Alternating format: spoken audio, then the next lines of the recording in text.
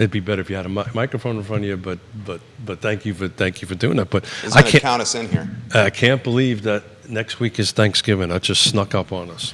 Yeah, we're doing 2 Thanksgivings because of family stuff. Yeah. It's just crazy.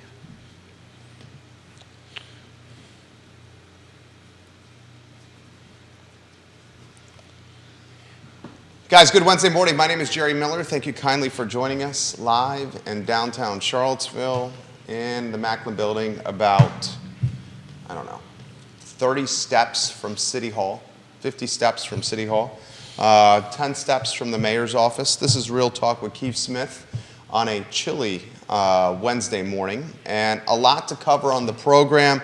When Woody Fincham is in the house, one of the best appraisers in the Commonwealth of Virginia, data is going to be a hot topic, and today matches that criteria. Woody is about to catch a aeroplane to the West Coast, to sunny San Diego, where I'm sure the weather will be quite different than today. We are heading into the holiday season, a time of real estate and buying and selling that is, how would we characterize it, Keith Smith?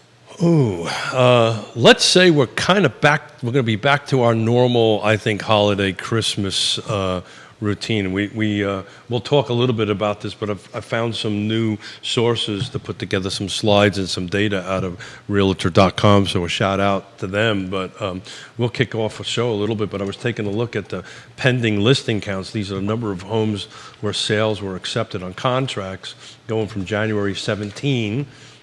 All the way up to October of this month, so it's month over month. We're about a third lower pending contracts in October than we were in January 17th. So I think everybody seems to be taking a bit of a time out, waiting to see what the interest rates are going to do, and I'd love to get into that conversation today because they've been dropping. We'll see if our friend Scott Morris was right that we're going to get a little bit lower by the end of the year. We shall see, but I'm just taking a quick look at it. Week over week, there's only 36 homes. Last 7 days, only 36 homes went into active. So in other words, new on the market in the last 7 days. I don't think I've ever seen it that low. Woody Fincham, let's get him on a 3-shot. Anywhere you want to go on this. And Woody, I got some pointed questions for you. Daniel Miller, welcome to the broadcast. Supervisor Price, hello. Real estate investor Jamie Turner, welcome to the program. Woody, anywhere you want to go? I think Keith's right. I think we're heading into a more normal market than we've been in a long time. I mean, traditionally, Christmas is always going to be a little bit slower around that time. And then, when spring hits, we pump back up. But, I mean, we always have, some stuff going on over the holidays. So I just know that it's nice to, you could take a week off after Christmas in my firm, and you're really not missing a whole lot most years. It wasn't that way last year or the year before, but other than yeah, you're busy. We had that conversation yesterday. You're buried. We are pretty swamped. We went same over here. It's amazing. I mean, the amount of private work that we're getting, and then commercial side stuff. It's all residential in the commercial, but folks who own big portfolios are moving a lot of money around right now, so we're working with a lot of banks on that stuff. It's good work. So describe what you mean by private stuff. So, doing litigation work, partition cases, where heirs are inheriting property and suing each other because someone wants to liquidate it. Divorces, that seems to never stop. I've got several of those lined up right now, and doing some consults too with we've had a few appraisers across the country that are retaining us to help them with competency issues on doing solar PV valuation and high performing home valuation as well. What about folks like reaching out to you and saying, hey, look, I'm going to put my house on the market. Can you evaluate that? Is that business picking up a little bit? No, that's actually trickled down a bit. We usually have a few of those in the pipe, but right now I don't have any. So to put this a little in perspective, because everybody who's watched the show know this, Mr. Miller sit across the street a couple of years across the table from me, taught me a couple of years ago how to take pictures and timestamp them on that. So this exact week last year, there were 64 homes that came on the market, ending today, 7 days back. There's 36. I'm going to call that half. It's pretty damn close to to half. So half of the homes came on the market the last 7 days versus the same 7 days ending, it was November 16th, but in any event, ending on the same day or approximately the same day. And it's interesting, open houses were 7 that time, that we're up to 95. What was the prevailing interest rate that week? That's a great question. I will look that up while somebody else chats here real quick. Let me look up the prevailing rate for that. Viewers and listeners, chime in with questions. You can shape the discussion. It's a dynamic program. We welcome your perspective. Days on market are getting a little long in the tooth with some of these listings, Woody. Do we expect price adjustments to be more prolific, or do we expect the DOM metric to continue to grow longer? I think it's going to start growing longer. I mean, our firm services a big part of the Commonwealth. For mansion level stuff, we go all over the state. So I spend a lot of money with a lot of different MLSs, and because of that, I get a lot of marketing emails from agents from various associations. And we're seeing, like down in Lynchburg and Roanoke, they seem to be going longer on the market than they have been. So those markets tend to be a little more reactive than we are here. I think we're pretty insulated here because of the university and healthcare system that really helps the economy and helps us stay as stable as possible. But I am definitely seeing some of the tertiary markets and secondary markets out there you're starting to see price improvements is what everyone's calling them now. Price improvements. Same question for you, Keith. I'm going to push back a little bit, but to answer your question, November this week, last year, 30-year was 6.97. I haven't checked what the rate is right now, so we'll call that 7%. I think we're a little bit above 7.25, something like that. But then going back, Woody, to the same week last year, there was 47. They call them price changes. We'll call them price changes. It's the exact same number as this week, 47. So we were talking about a chart that I put together that I was reluctant to show that shows the price changes being stable kind of for years. I think that might be true. I think so. I don't know. It's like an anomaly to me. I'm just looking. I'll pull a couple of weeks, but it's literally the same number. The same week ended last year. It was 47 price changes, and we're at 47 price changes right now. Back on market is a little higher, so that's interesting. There's 20, actually lower. I apologize. There was back on market with 20 this same week a year ago. There's 6 now, so there's less back on market than there was a year ago, but the price changes or the price modifications are staying the same. But solds are way off. Solds are 41. They were 94 a week ago, a year ago. Pendings were 60 a year ago, and we're at 51. So I think what you're seeing in the marketplace, and this is what I'm hearing on the street, everybody's kind of waiting for something to happen.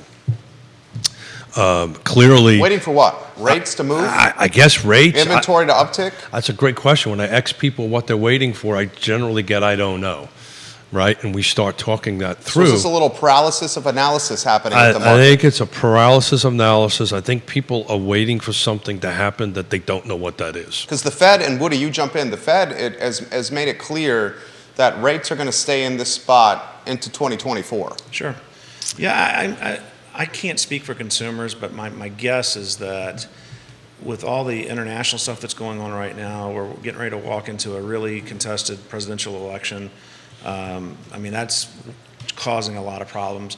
The hyperbolic media is really hitting the consumers with all of this information as far as the markets go for real estate. I think they're just getting numb to it, and they're just, I wouldn't want to make any major financial decision right now. I'm just, your normal 9 to 5, or I would have uncertainty in what we're seeing right now.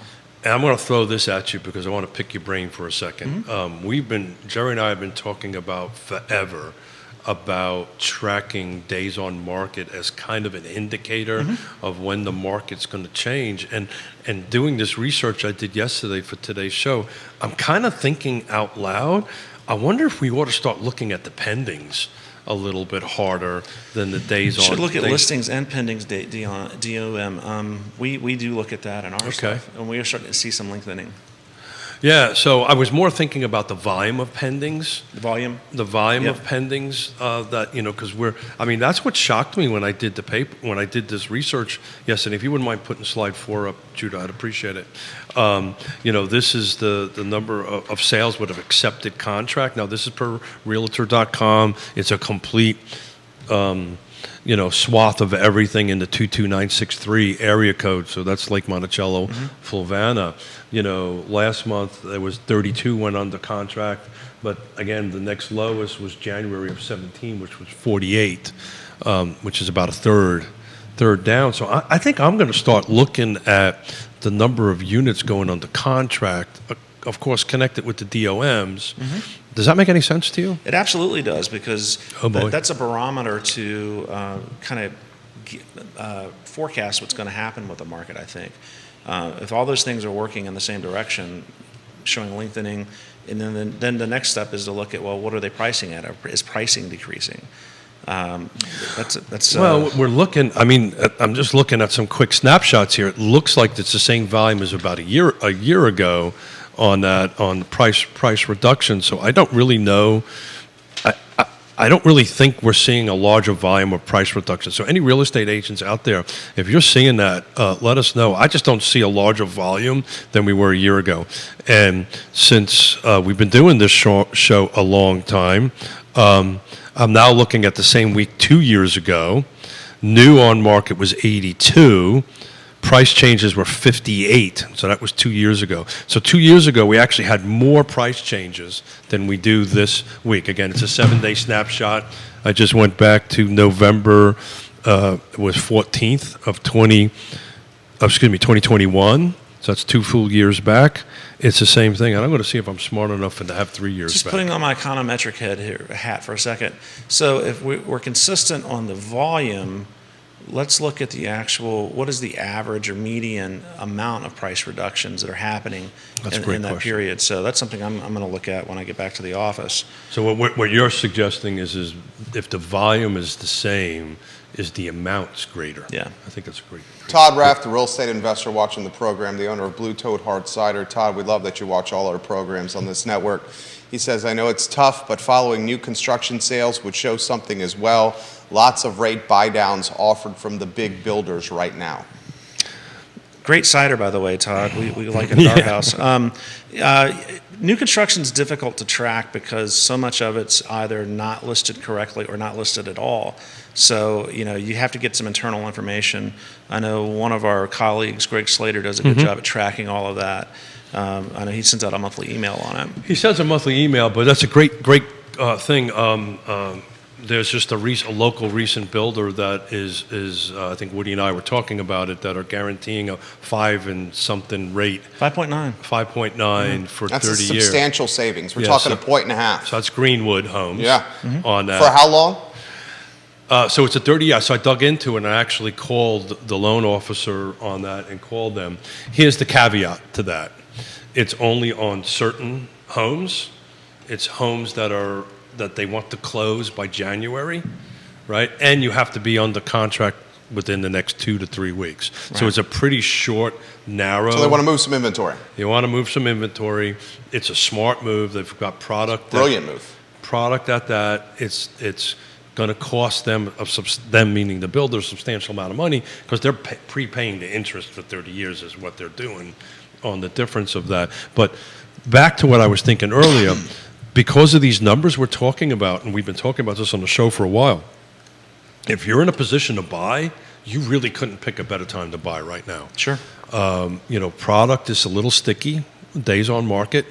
I can't believe we're thinking less than 2 or 3 weeks is sticky, but it's a little sticky on the market. If you want to buy, now's the time to negotiate and buy, particularly new construction. But it's existing. You can't walk in there and say, I want this and I want a custom home. I want a home built a year from now. Do you expect other builders to do the same? Other builders are doing the same. Yeah. Local builders? There are local builders doing the same. Which other ones? Yeah, so they're not doing the interest rates. We've got a couple transactions going with Stanley Martin Homes. where we were able to negotiate a substantial payment on their closing costs. In essence, the buyer is paying no closing costs, so it's basically a 3% on a purchase. We were able to negotiate that number in there. Got a little bit of a couple of upgrades, that kind of thing. I can't use but anymore. And it was on existing product, and it has to close the end of this year. And the two buyers fit that mold perfectly. They've got a home that is at a really good price in today's marketplace. They got the builders paying for their closing costs, which is great. That's 3% cash that they don't have to take out of their pocket. And they're going to close before the end of the year and move into a brand new home and then start building appreciation. Matt Neese, welcome to the program. Hey, Matt. Jeremy Rowe, hello, welcome to the show. Tom Powell, welcome to the program. Cascadia's finest, Andre Xavier, watching the program. Questions coming in to the program. Kevin Higgins, hello. Aaron King, hello. This is a great one from Grayson, watching just down the street. He is astute. He says, in this interest rate environment, are we seeing the seller-financed opportunities returning, or are we not? I think seller finance has always been there. They will always be there. I think, look, in order for it to be a seller financing situation, the house has to be paid off, right? That's the only way it really works. The down payment can cover the debt service. That can work that way as well. And any time I've ever negotiated for a buyer on that, when there was enough of a loan left over between covering the nut on it, going ahead, closing costs and real estate commissions. Costs, commissions, paying legal fees to create the documents and all that stuff, it ends up being a substantial amount of money. So the path forward definitively works much better. And where it does also work well, if you're a seller, so if you're a seller and you want to hang on to this piece of property and it's paid for free and clear, the benefits of that is you get to retain ownership of your property, right? You go ahead and get a little bit of money down, 10%, 20%. You get a little bit of interest paid on it. Right now, if you're getting less than 5%, you're cheating yourself a little bit on that end of it. But what's the worst case scenario that could happen, Jerry, on that? What's the worst thing can happen? I mean, they default on payments. They don't make the payments. You sell the house again. You get the house back. Yeah, you get the house back and you sell it again to somebody else. You keep the deposit. You keep all the interest that you earn. I think it's a brilliant option right now in today's market. That's assuming you've got the right seller, right? And those right sellers. I think we might seeing, and I'm curious of your take. I think we may be seeing more sellers like that as these DOMs uptick. I mean, you look at anyone who owns a home right now that's on the market, that's listed a house, has got a substantial payment coming due in early December with real estate taxes coming due. So a lot of folks that are trying to get out of houses are about to strike thousands of dollars of checks. So this is why you need trusted advisors like Woody, myself, and the folks that are part of our partners for Real Talk with Keith Smith on that end of it, because you've got to have this conversation with the client, with the seller. So what's your goals and objectives? The couple of ones that we have recently done was they didn't need the cash. They didn't need the equity out of the current property. They also didn't want to, they were leased, they were rental properties. They also didn't want to get nailed with a 1031, and we came up with this plan that it works for them. But if you're in a situation that I've got to sell house A because I need all this equity that I built up over period of time, which is a short period of time in today's marketplace, the buy, then you've got to flat out sell it. But you'll see a few coming on there, but it is not going to be some huge number that's going to impact the inventory. It's all going to be these little tiny little pieces, these little silver pellets. Daniel Miller, welcome to the broadcast on Keith's page. Fellas, this is a good question for you guys. Do you expect the inventory to uptick after Christmas and New Year's? What do you think, Woody? I think we're probably going to see an uptick. You think so? The early spring market and all of that, I mean, it's going to be stronger. It will be strong. I mean, that's when most people want to try to move that have children. So, I mean, I'm hoping that it will be. I'm really interested. I think the key here is the tracking of the 30-year, right? So we're getting dangerously close to 7 at this point, depending on which lender you look at. So if there's any lenders out there watching, please give me what the 30-year rate is for good credit today. Ricardo, give us that number. What it is for today. I'm looking at bank rate. You know that doesn't really tell us a whole lot at the moment. But I think what you're going to do is I think everybody's waiting for the holidays to get over. Everybody's waiting for what the Fed's going to do and what the 30-year rate's going to do, and tracking. The average buyer isn't tracking the 10-year T-bill and all that stuff. They're not. But what they're going to do is they're going to track that, and as things start getting a little bit lower on the interest rates, I think you're going to start seeing people putting inventory on the market. But guys, it is not going to be a substantial difference. You're not going to see this all of a sudden the inventory thing is solved, the crisis is solved. This requires a lot more than the three of us sitting at this table. You agree with that, Woody? Absolutely. I mean, in the end, I mean, the market's going to stay pretty static. I mean, it's always dynamic, but I mean, it will be static to a certain degree because we've got so many homeowners that unless there's a life-changing situation coming up, I mean, I talk about this every time I'm on. I mean, I'm at 2.9% on my mortgage. Why would I ever sell my property? Unless you have to. Yeah, unless if I've got to go take care of my mother-in-law and father-in-law in North Carolina, we've got to move, which, you know, hopefully never happens. But, you know, whatever. I mean, if my grandchildren move across the country, I'm probably going to follow them. But otherwise... or you sweet talk them to come back here. That's how I did it. I don't know, man. My son and his wife are very happy being an hour and a half away for some reason. I think it's because they have the first grandchildren in both families, and we're overabundant with our wanting to spoil them. Oh, yeah. I got a phone, just to get off on the grandkid thing, I got a phone call Monday afternoon. Yonna's decided to go and hang out in Richmond Monday night and work from Richmond all day long. And I was like, what about me? That's great. Why don't you go? Because somebody had to work. Are you doing a lot more showings or listings, Keith?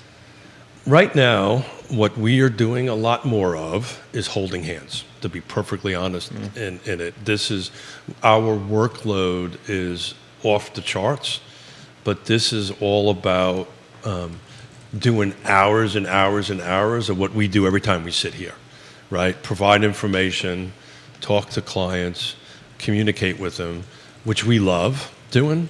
You know, what's your needs, what's your goals, what's your objectives, what they object to, and start talking to them about that. Okay, so if you're really in a position to buy right now and there's inventory to buy, that there's an opportunity to negotiate, why aren't we doing this now? What's the reason why? And then talk them through that. And ultimately, if that decision is they don't want to move forward, good for them. But we're also very direct. You understand if you wait and everybody else is waiting and interest rates come down to, say, 6 and everybody jumps in the market, you will be paying more money for a home than you are today. Right now is a great opportunity to buy and potentially negotiate something. I can tell you first quarter, second quarter, that opportunity is going to go away. And I'm fearful that if interest rates go down a little bit, we're going to go back to the insanity of 2020, 2021, no home inspections. Right now, you can negotiate home inspections, right? You can actually do a normal transaction right now, make it contingent on appraisal, right? There was a year and a half ago, people were wanting to do deals and bring in extra cash to cover your appraisal gap. That's kind of worked itself out, but I'll tell you, if the interest rates drop, you're going to see that stuff back again. Katie Pearl, hello. Welcome to the program. Lovely Katie, good to see you show. the other day. Albert Graves, hello. John Snow, hello. Kristen Smith, Jehu Martin, welcome to the broadcast. Olivia Branch, watching the program over in Keswick. Thank you for watching the show, guys. Woody, Zillow, a unique animal. It is. Did an about face with how it perceives values to track. Oh, yeah. I read the news just like others, and Zillow, a handful of months ago, suggested values for homes would appreciate 4 to 5 points. Now Zillow's recent metric said values will drop on homes, and they reference the interest rate environment, DOM's lengthening. Do we pick apart Zillow like Thanksgiving turkey and disregard the Zillow metric, or is there any legitimacy to it? I have a hard time following Zillow in the sense that this is the same company a year and a half, 2 years ago, shut down their own portfolio business of buying property. iBuyers. And yeah, the iBuyer thing. I mean, their metrics that they have behind the glass door is amazing. They can run all kind of metrics, but they weren't very good at forecasting what was best for their investment portfolio. So I don't know. Maybe they're right, but in the end, I mean, it's not really an entity that I would put a lot of faith in because they've not. What's the word I'm looking for? Their proof of concept has been poor over the last couple of years with that kind of thing. So I'll take it from a different perspective. So the thing with Zillow is it's a national thing. There are markets within the United States that the prices is decreasing. And all you got to do is listen to what we've been doing, looking at the reports, and try to buy a home and you'll find out it's not coming down this market. But I'm going to ask you as an appraiser, right? You do this region quite extensively. Yes. Are you seeing prices dropping?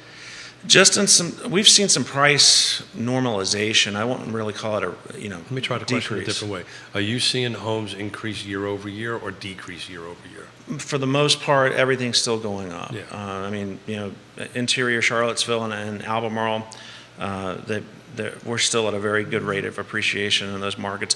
Green's starting to settle some. What does settle mean? It's normalizing. It's going back to a more normal market. We just did some stuff in Twin Lakes, and there's nothing there that's indicating a decrease, but the year-over-year increase is definitely pacing downwards. So the percentage of year-over-year increase is decelerating, Yeah, that's a better way to put it. not Yeah. decreasing. Right.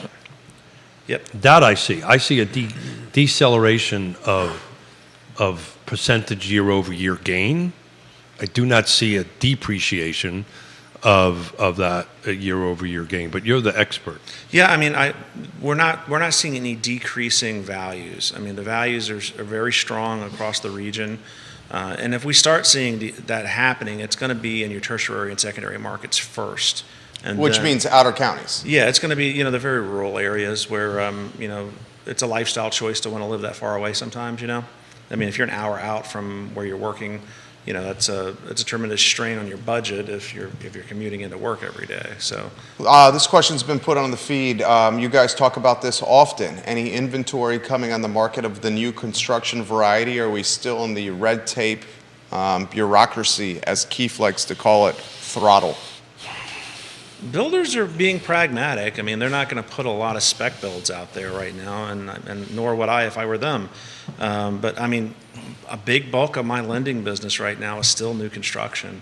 We're still doing a bunch of it. I mean, Spring Creek's going along nicely. The stuff outside of Old Trail's going along nicely, and they're not having any trouble selling them. I mean. Yeah, so they're throttling it back, right? They don't want to oversell the inventory. What I mean by inventory, this is lots that they have in the production side of the house. Custom homes is a whole different animal into itself. Yeah. But in the production side of the house, here's the first thing. The people that are in it, the entities that are in it, we can count on less than 5 fingers. What do you got? In our region, right? You got Stanley Martin. Stanley Martin. You got Ryan Homes. Ryan Homes. Southern. I mean, you just highlighted Greenwood. Greenwood. That's 4. That's pretty much it. You throw Liberty in there? You could throw Liberty, but Liberty is not necessarily a developer. They're a different animal. Yeah. They're a different animal. They go out and buy existing lots. Uh-huh. I would consider They're them kind of a hybrid. I would consider them what they call a scattered site builder. Okay. Right? Which is the technical term for it.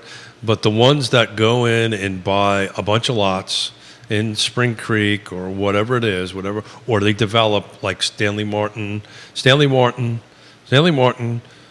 Development, and Greenwood, their model is acquire dirt, create their own inventory, and build vertical. Miles Hamrick giving Woody some props. John Phelan, yeah, from Kentucky, yeah. From Louisville, John, giving you some props. Hey, Miles. But Miles, an appraiser. Jump in here with the conversation, Miles. So to answer the question, They're going to very aggressively sell inventory they have in the ground. This is what these big Get it off its corporate- balance sheet. There you go. Get it off the Immediately. balance before the end of the year. They're Yeah. going to be super incentivized to get it. They'll probably stretch it out to the first 30 days of next year because they could do some balance sheet magic on it to end up for the year before. How they do that is whatever. That's up to them. That's up to them. Yeah. But there's magic that one can do in that line of work on it. But in any event, what they've got going on, ready to close, they're going to be highly aggressive on it. This is an interesting question from Stefan, who's an investor. Are the small builders getting completely out right now? Small builders are definitely on the edge, and not that. What work would they have? Yeah, I mean, if you don't have economy of scale like the big builders have, it's really hard because land is so expensive and the development costs are up there now. So I was a small medium developer builder, went through every market from 87 to the insanity of 09, a time of great unpleasantness. I was always more expensive than everybody else. Mm-hmm. It's what product you serve, what service, how you serve it, how you do it.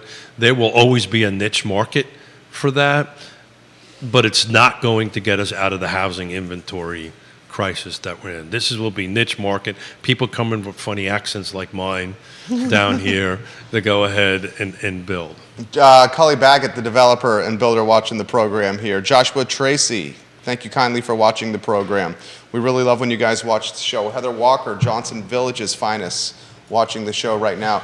We broke the news about Northrop Grumman and $200 million into Waynesboro yesterday. Yeah. Went viral. What do So- we expect from $200 million with Northrop Grumman into Waynesboro? 300 employees, right? If I 300 remember. plus new jobs. High-paying employees what- at that. And Yeah. that goes back.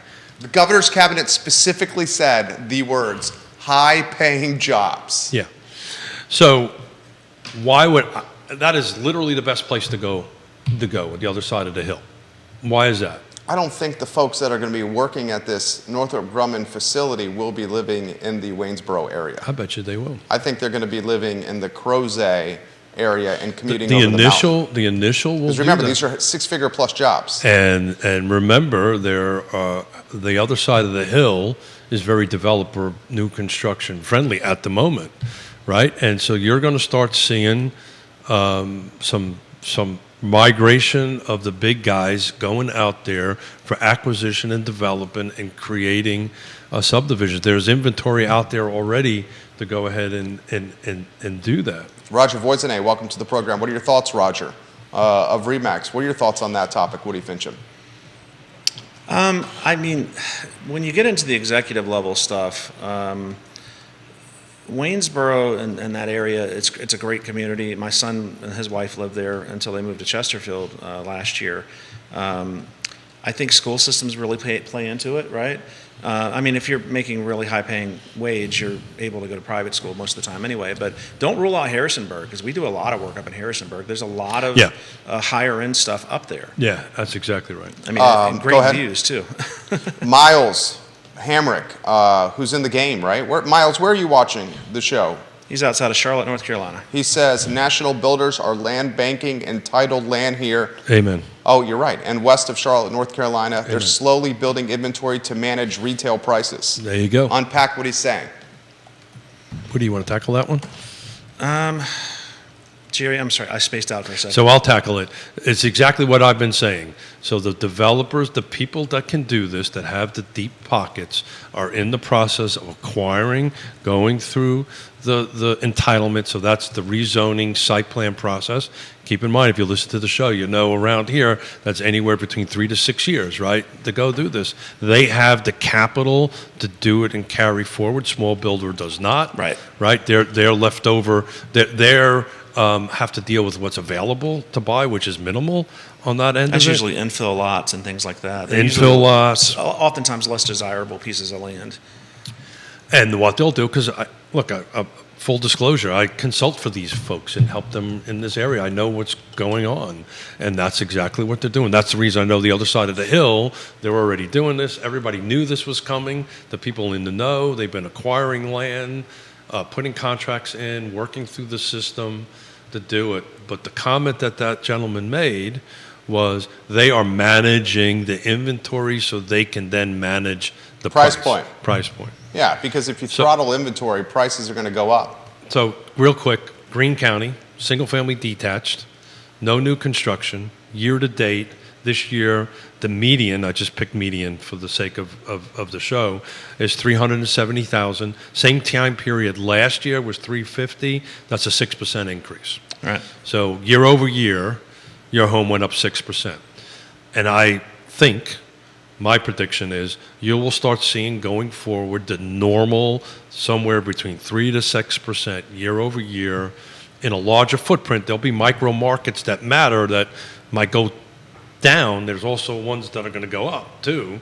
The closer you get to the urban ring, I think your year over year percentage is going to grow. Generally, that's correct, yeah. So, but right now, just a quick look at it. This was just median real quick. It's at 6% year over year. Not bad for a realtor. How are your colleagues doing, Keith? You talk to a lot of realtors, you talk to a lot of brokers. What's the mood? What's the temperature? Yeah, so look, we as an industry got a lot of things coming our way, and you know, everything from, you know, what's going on. We've talked about it till we're blue in the face in the show. All you got to do is read the news. This shift pivoting that's going on how one gets compensated is there. You know, look, I've been doing this for 3.5 decades. There's always shifts that come in here. The market is now, you know, down to 2015 and 16 volumes. We've documented that on the show. So that's impacting people. So their salaries or how much money they make is down. So there's a lot of pressure on it. And you have to communicate these shifts, these changes to a lot of people.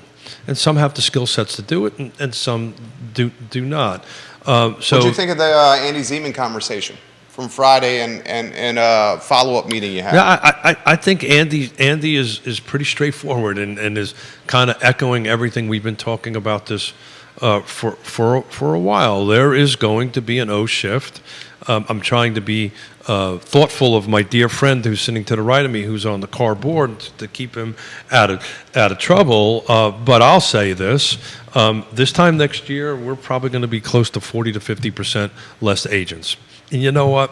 I don't think that's such a bad thing. What are your thoughts on that, Woody? And curious on a different topic. The people that don't belong in the business will calling the herd. We'll call out. Calling the herd. Curious on a different topic. How does it impact the appraisal business? The appraisal business is getting ready to shift big time. The GSEs, that's the government-sponsored entities like Fannie Mae, Freddie Mac, and then the agencies, FHA, VA, they are getting ready to do a massive form retrofit, which means that the current appraisal report form that we use for lending work is getting ready to transition over to a new format. And it's a major change. I actually welcome the change because unlike a lot of people who do what I call commodity service work for the lenders, they only do form work. We write a lot of narrative reports, and what form reports we do write have a lot of writing in them and charts and things like that.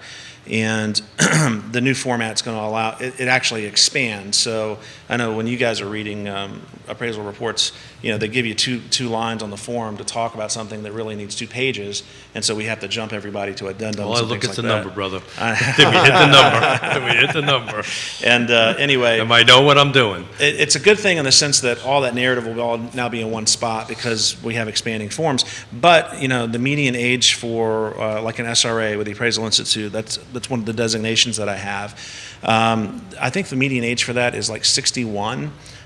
So a lot of folks are getting towards the end of their career, and they just don't want to make that big shift. Now, unfortunately, I've got a lot of colleagues across the country currently that some of them are saying they haven't seen work in weeks and months, and they're having to do something else for a living because they've tapped into their savings, and now that's gone dry. That's because they didn't diversify like you did. You True. Diversified quite a few years ago, right? Yeah, you do multiple. I got hit really hard in 2008, and I learned a very important lesson back then. You don't want one client having more than 25% of your business. There you go, And, brother. I don't want to do just lending work. I mean, we really are concentrating on doing it as little lending work as we have to do. So it's interesting. I crunched some numbers because there were some viewers and listeners from previous shows. It was asking, what percentage of real estate agents do the percentage of the market, and I've got a crazy spreadsheet I created, so I'm going to try to explain this real quickly. But to make a very simple analogy, Was it? Can I guess? 8% of the agents do 90% of the business. you read the email. Oh, I actually don't read. Is that what? Don't read those You emails. Jerry doesn't do his homework. He's I told do you not that. read those. It's emails. actually 7%. 7%. 7%. But I broke it down differently, right? Because, in order to net, and this depends on many different factors, but in order to, as a real estate agent, in order to put in their pocket after expenses and everything like that and taxes, $50,000, something like that. Oh, that was a good email. I did read that one. I know you did. I did read that one. My I did heart, read that my one. heart broke there for a minute. I did to be read that honest one. with you. I thought maybe our relationship was over. This was good. This was good. And Dan Pettit, we'll get to your comments, questions coming in. This is a good snapshot you did. Go ahead. Damn it. Yeah. I got to this get is it good. back. Thank God I got notes in front of me. Yeah. So in order, and I don't want to break into the details because it depends on splits with agents and your commissions, all this stuff. But in simple terms, in order to put in your pocket, after you pay the federal government, all your expenses, an actual income, 50 grand, you've got to make about $5 million in sales, right? Only 15% of our 1,000, let me get this number right, 1,094 current real estate agents right now And car. hit that goal. So everything above that do not. 15% of the agents in car make 50K or more. Yeah, it may plus or minus Yeah. $10,000 because it depends on your split and your expenses and, do you actually put money aside for the government like you're supposed to, 20 to 30%? So I've allocated 20% of it. But here's the deal. In order to make six figures in your pocket, which, oh, by the way, what is the area median income? 123.3. So you're not even hitting the area median income on that. You've got to do $10 million in sales, right? Again, there's whole kinds of formulas, but that's kind of where you're at. There's only 7% of the 1,094 agents in our marketplace that put in their pocket over 100K. And if I went and dug a little bit more into it, that 7% would even drop more if you do 125. Obviously, the higher you go Sure. up in salary, that drops. So you're saying there's 77 agents in car that come close to the area median income. 73 agents, 73 agents in car. based on their data that I pulled apart yesterday. That's That would not be- that surprising though. No. I mean, our MSA is rather small, so that's It's 100. That's 1,094 agents. Now, my suspicion is probably when they hit the reset button in the beginning of the year, that 1,094 is probably going to drop substantially. yeah, I think so. But at the moment, to be exact, it's 6.6728%, and it's 100. And I rounded it up.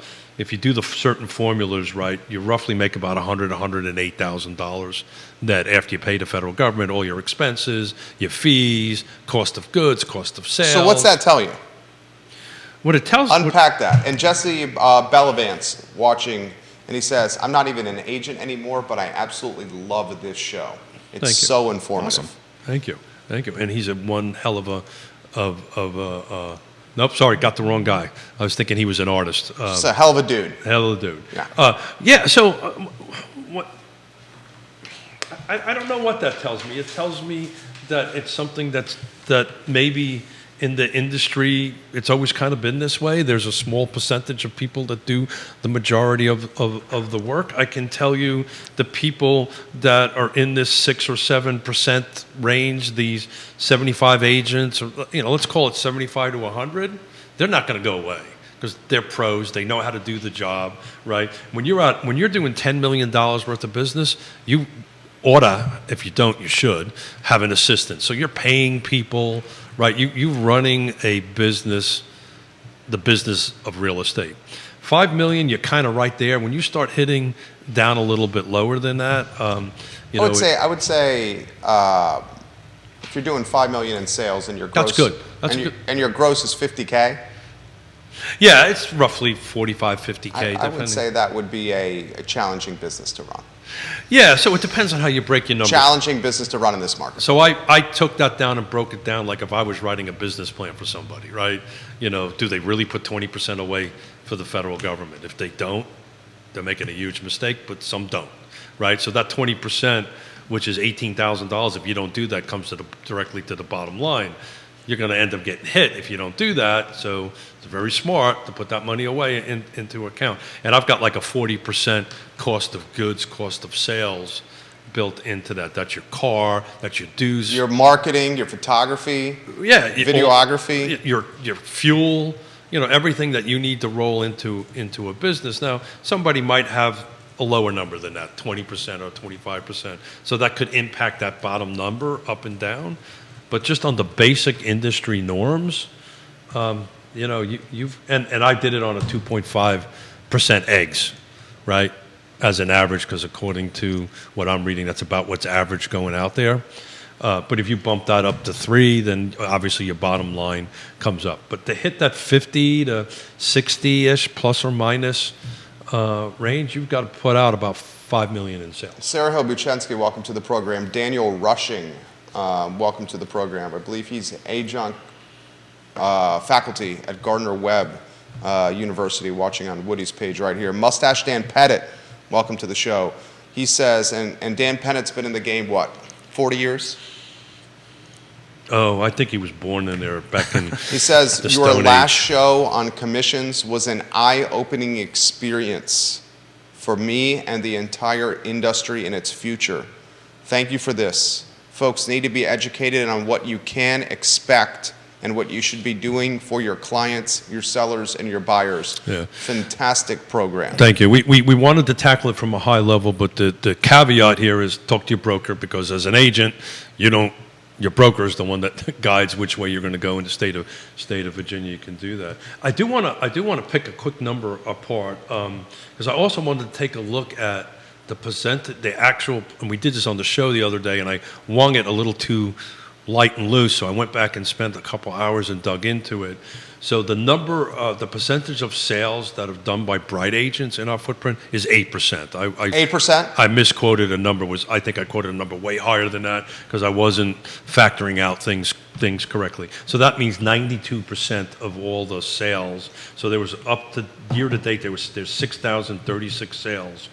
484 of them were from Bright or unrepresented or some other entity other than a car agent. So that means car agents 92? are doing 92%. And that includes, and I learned something. But that's only our 6 jurisdiction footprint. I specifically did not include the other side of the mountain and stuff, because the Northern Virginia agents start bleeding in there when you start getting closer up that way. I learned this, and that includes for sale by owners. And No, this FSBO is not an acronym we can use. We learned this from Candace. That's actually a, what is that? What's the term? trademarked, I A believe. trademark. Yeah. It's actually, I think it's a brokerage. It's a brokerage, but if you read any article, they use the term. They use the moniker. They use the term. So for sale by owner is doing it. That does not. We don't know if that includes for sale by owners. Are teams considered in this 7% as one unit? Yes. Great question. Yes. Teams are considered as one. You should unpack that for the viewers and listeners. So if you're under a specific team, under a specific person, it counts it as one. You don't necessarily have to do that. So we are not a team. We're a full service brokerage. So each one of our agents have their own count of dollar volume in units. But if you operated all under one team license, it counts as one. So if you look at Denise Remy, it's one, right? So forth and so on. Okay. Questions? Put them in the feed. It's a great question, by the way. We'll relay them live on air. Charles Benjamin, welcome to the. You got a lot of folks in the business watching the show right now. Sam McGrain, hello. Ivy Haynes, hello. Christelle, hello. Gina Downey, hello. They're looking for information, Yeah, right? And that's what's happening here. And we need to be careful because we don't want to cross any lines so that anybody at this table gets sued. But we also want to give honest answers to whatever their questions may be. Look, if you're in the business right now, Mitchell Kapulas, great Mitch. program, great information for both agents and appraisers. Wyatt Roberts, Chuck McGee, Wes McGee, and welcome to the broadcast. Woody Fincham is a popular guy in the appraisal business and in the real estate business. His feed and page often blow up on this show. You got a smile on your face when you heard the name Mitchell. Mitch is an appraiser down in Louisiana. I actually spent some time with him, and my daughter and I went down to see a concert in New Orleans, and him and Joe Meir are good friends, and they set aside a day for us to go fishing with them. It was a good time. that's one of my favorite parts of the world. I love it down there. I love New Orleans. It's a great melting pot of culture. Great food, great Oh my gosh, music, yes. great music. Don't spend a lot of money, and the people are just freaking awesome. It's If you a lot love of fun. music, you can go in one place, they're playing a song that you know, and then you go across the street, they're playing it in a different version. And you know, can so walk forth and across so the on. street with a cocktail in your hand. Candace, you're tailor-made for this show. You're informative. You look great. You know what you're talking about. You do deals. From my account, you're welcome on this program anytime. She says the term FSBO increases their marketing and gives them props. Yeah, well done. Well done. So she says that. She's watching the program right now. So for sale by owner, thank you very much, Candace, for keeping us straight. So I think what we were talking about for sale by owner at that particular time. So this shift that's going on, right? If you just think about transactions as if they were all for sale by owner, you'll be in great shape. Look, at the end of the day, I've said it publicly. I'll keep on saying it. We kind of did this to ourselves, right?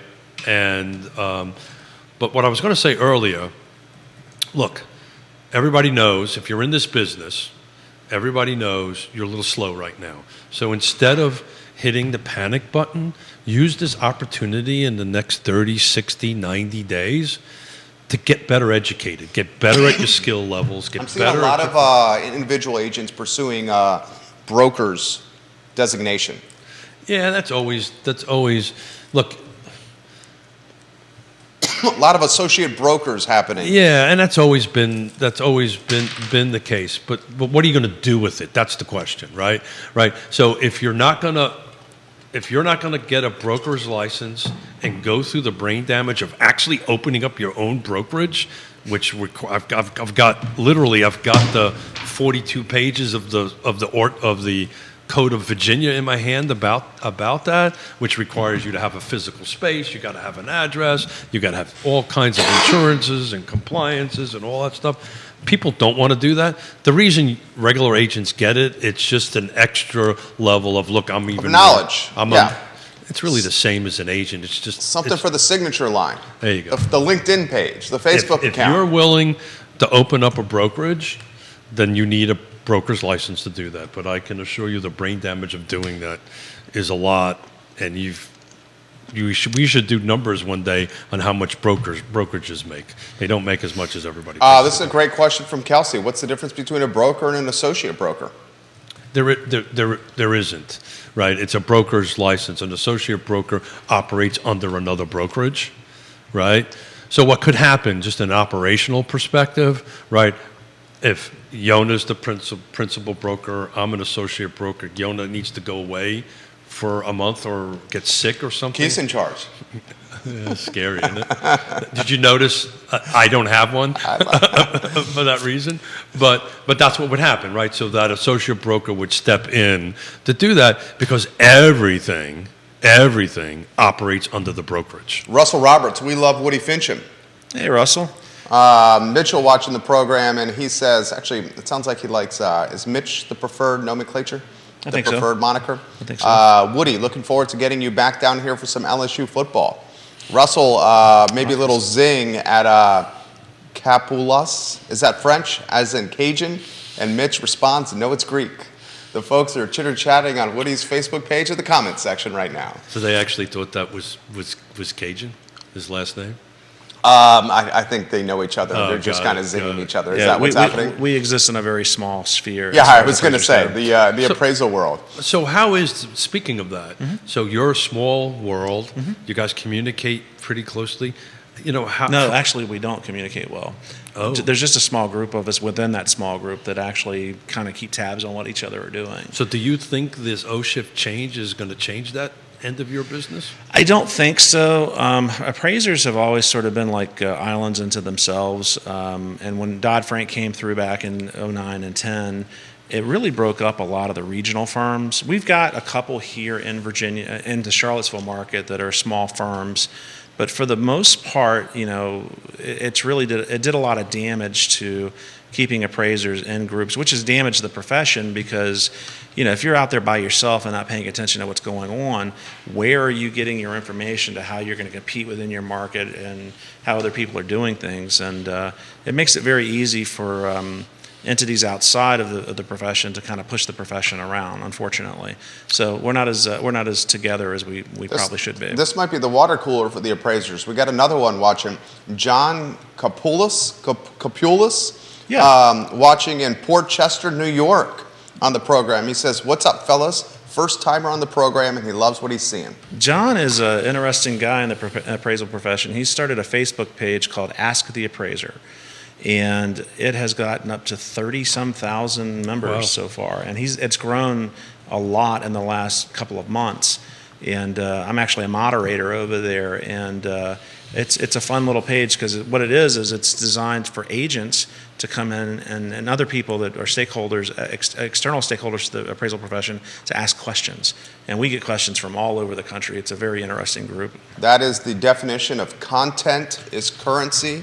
And I think the winners and losers in this market, which, let's cut to the chase, it's a tight and difficult market right now, are those that are going to understand the concept of content as currency and brand. Time will tell. And their professionalism and their ability to educate folks. That's a great thing. I was not aware of that. So Mitch says to Woody, the good appraisers have been able to pivot away from lending work and remake their business away from lending, because that's going to be crucial. Yeah. Well, diversification is always key in any business model. If you put your eggs in one basket, you're going to have a problem. But in that platform, what are the top one or two questions that are usually asked? Oh, it's so varied, and it really depends on where the agents are from. But I mean, we get a lot of questions like, well, someone converted a garage and it was not permitted at the time of the conversion. Will that affect the appraisal? So what's the answer to that? Well, honestly, it depends on the market that you're in. I've seen, because I used to be the chief appraiser at a very large national appraisal firm, we would see different things in different markets. Like around Orlando and that area down there, it was very common for you to have, you got a 1960s ranch, 3-bedroom, 1 bath, maybe 2 baths, and they convert the garage into a den or another bedroom. And for the most part, they didn't pull permits for it. That market accepts it without really any issues from what we were able to ascertain. But then you get into other markets where that's not the case. And some lenders, to their own, I don't even know the right way to say it, but I mean, some lenders want appraisers to be what I refer to as the permit police, where we're going back and looking at permit history on a property. Well, if the market's not reacting to it, there's really no need for us to do a lot of extra diligence on it. But some mortgage companies have come to appraisers and said, hey, if it's not permitted, you can't count it. And it's like, well, I can't pretend like it doesn't exist. It's there. Thus, it has some contributory value, whether it's a plus or a minus. It's my job to figure out. Mortgage companies sometimes get a little bit, and they really want us to do more than we really ought to be doing in some situations. Roger Voisinay said you should have included Craig Builders on that list. There you go. Thank you, Roger. Thank you, Roger. So that's 5. That's one hand. That would be 6.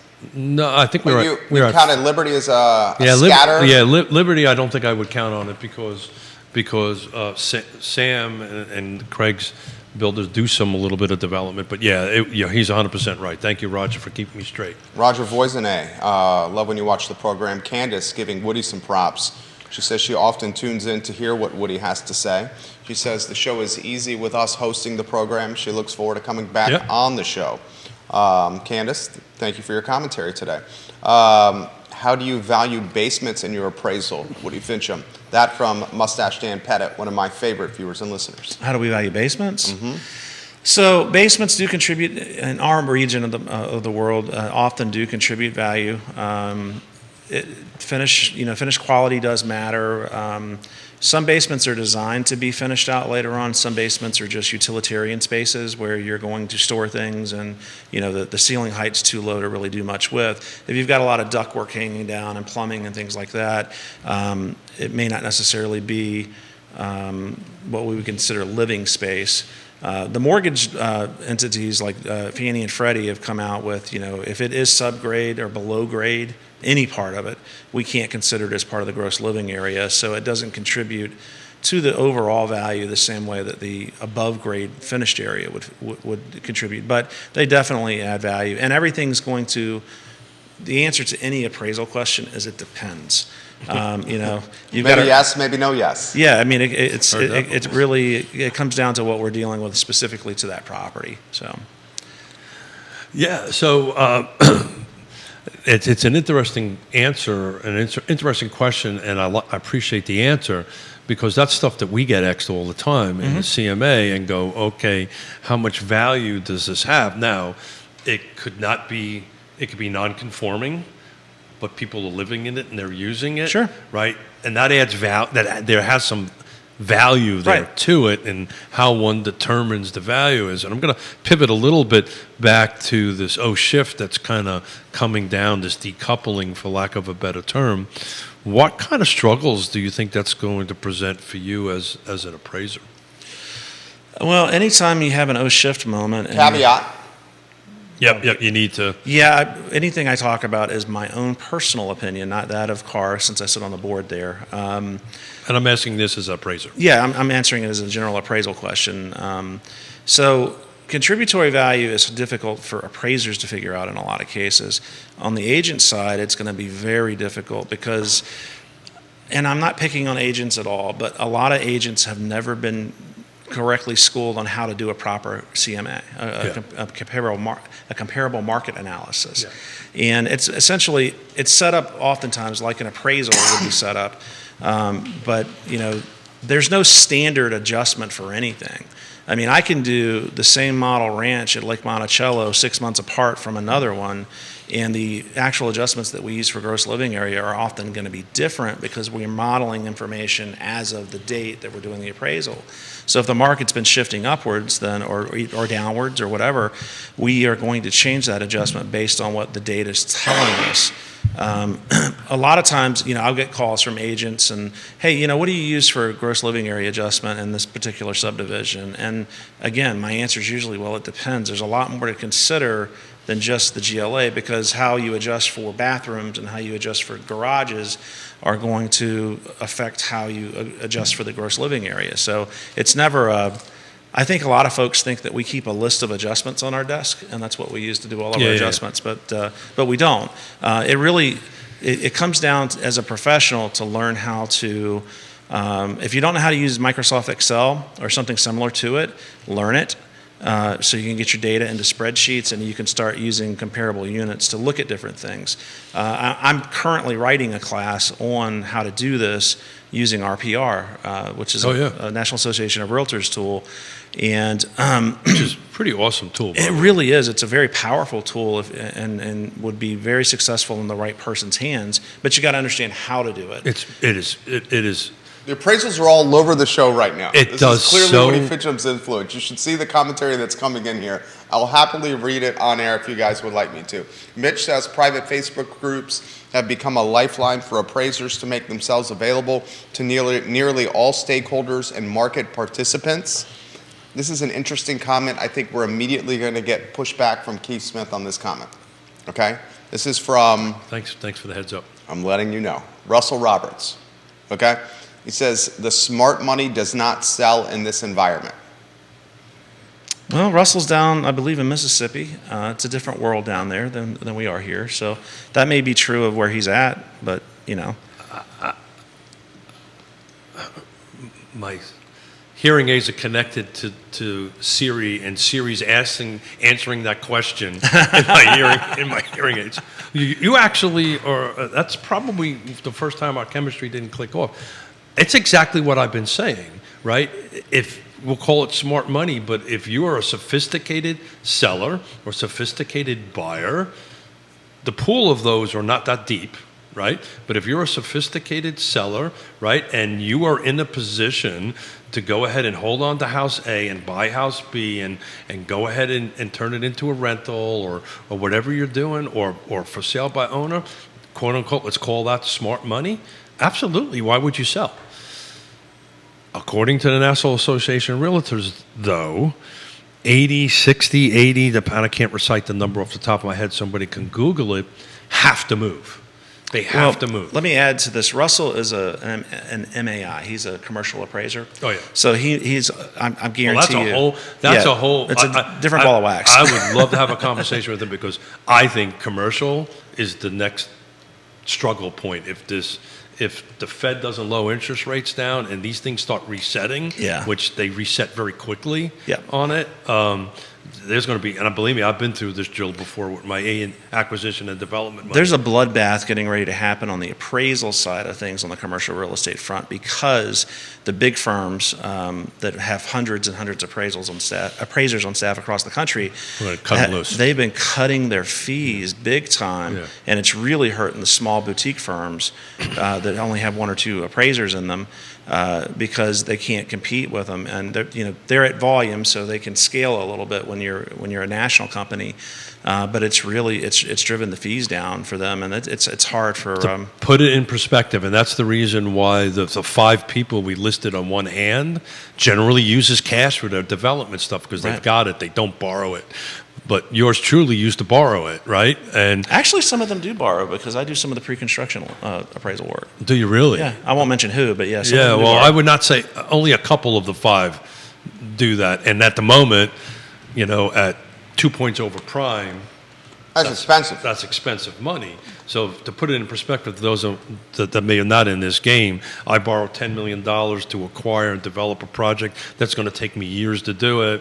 It's always 1% or 2% over whatever prime is. So every month as prime resets, it sets my invoice, right? So if prime goes up, it costs me more money. If prime goes down, it costs me less money to go ahead and do that. And oh, by the way, now it used to be you could get a deal started with a little bit of cash in your pocket. They want a substantial amount of cash down as guaranteed. So, gentlemen, as we wind down here, Thanksgiving, Christmas, New Year's, and the close of 2023.